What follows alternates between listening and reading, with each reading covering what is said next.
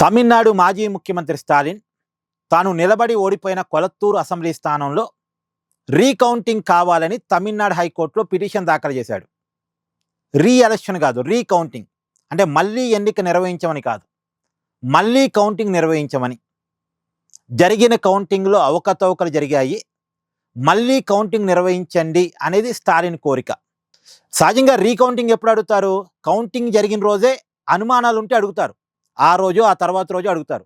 కానీ కౌంటింగ్ జరిగి ఫలితాలు వచ్చి 3 నెలలు దాటిపోయిన తర్వాత ఇప్పుడు రీకౌంటింగ్ స్టాలిన్ ఎందుకు అడుగుతున్నారు అనే సహజమైన డౌట్ మీకు రావచ్చు. మామూలుగా స్టాలిన్ కొలత్తూరు నుంచి 2011 నుంచి వరుసగా గెలుస్తున్నారు. అది ఆయన కంచికోట. ఆయన తను ఎమ్మెల్యేగా ఓడిపోయిన తర్వాత మరుసటి రోజు ఆ నియోజకవర్గానికి వెళ్ళారు. వెళితే ప్రజలు చాలా భావోద్వేగంతో స్టాలిన్ని హత్తుకొని ఏడ్చారు. అక్కడ ఉన్న మహిళలు కావచ్చు, ప్రజలు కావచ్చు, స్టాలిన్ హత్తుకొని ఏడ్చారు. ఆ వీడియోలు కూడా సోషల్ మీడియాలో అప్పట్లో వైరల్ అయ్యాయి బాగా. ఓడిపోయిన మరుసటి రోజే సొంత నియోజకవర్గానికి స్టాలిన్ వెళ్ళాడు, ప్రజలు ఏడ్చారు అనేటువంటి వీడియోస్ బాగా వైరల్ అయినాయి. స్టాలిన్ అక్కడ అంటే మొన్న జరిగినటువంటి ఎన్నికల ఫలితాల్లో స్టాలిన్కేమో 74,000 ఓట్లు వచ్చాయి.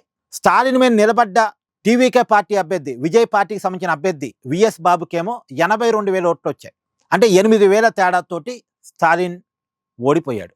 అదే స్టాలిన్ గతంలో 2021లో 70,000 ఓట్ల మెజార్టీతో ఇదే స్థానంలో గెలిచాడు. అంటే గతంలో 70,000 మెజార్టీతో గెలిచిన స్టాలిన్ ఈసారి 8,000 ఓట్ల తేడాతో ఓడిపోయాడు.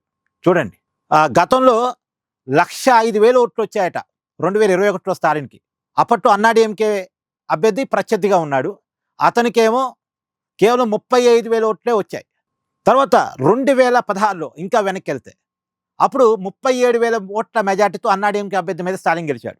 అంతకుముందు 2011కి వెళ్తే 8,000 మెజార్టీతో స్టాలిన్ గెలిచాడు. అంటే చూడండి, 2011లో 8,000 మెజార్టీతో గెలిచాడు, 2016లో 37,000 మెజార్టీతో గెలిచాడు, 2021లో 70,000 మెజార్టీతో గెలిచాడు. ఎప్పటికప్పుడు మెజార్టీ పెరుగుతూ ఉంది. అంటే స్టాలిన్కి అక్కడ ఉన్న పట్టు చూడండి.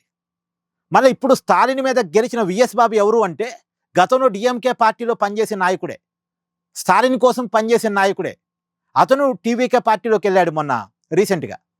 విజయ్ పార్టీలోకి వెళ్ళి స్టాలిన్ మీద నిలబడి 8,000 మెజార్టీతో గెలిచాడు.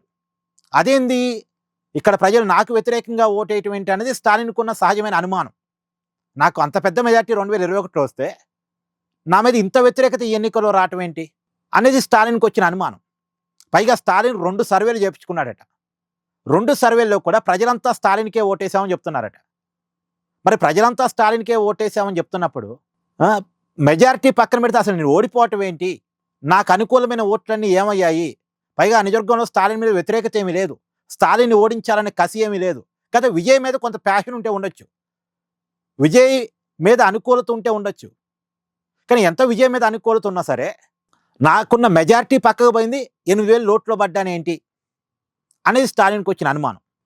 ఆ అనుమానంతోనే ఇప్పుడు రీకౌంటింగ్ కావాలని స్టాలిన్ పిటిషన్ దాఖలు చేశాడు. అంటే 2 సార్లు సర్వే చేయించుకొని 2 సార్లు కూడా స్టాలిన్ గెలవటానికే కొలత్తూరులో అవకాశం ఉంది అని అంచనా వచ్చిన తర్వాత ఇప్పుడు అనుమానంతో రీకౌంటింగ్ పిటిషన్ దాఖలు చేశాడు. అక్కడ ప్రజలు 2 సార్లు సర్వేలో కూడా మేము స్టాలిన్కే ఓటేసామని చెప్తున్నారట. మరి ఏం జరిగింది, కౌంటింగ్లో ఏమన్నా తేడా జరిగిందా అనే అనుమానంతో ఇప్పుడు ఆ పిటిషన్ దాఖలు చేశాడు. మరి రీకౌంటింగ్కి ఇన్నాళ్ళ తర్వాత హైకోర్టు గ్రీన్ సిగ్నల్ ఇస్తుందా లేదా చూడాలి. సహజంగా అయితే ఆ మరుసటి రోజు ఆ రోజు డిమాండ్ చేస్తే ఎలక్షన్ కమిషన్ అవకాశం ఇవ్వచ్చు కాక, మరి ఇన్ని రోజుల తర్వాత ఇప్పుడు మళ్ళీ రీకౌంటింగ్కి అవకాశం ఇస్తారా అనేది చూడాలి. Thank you.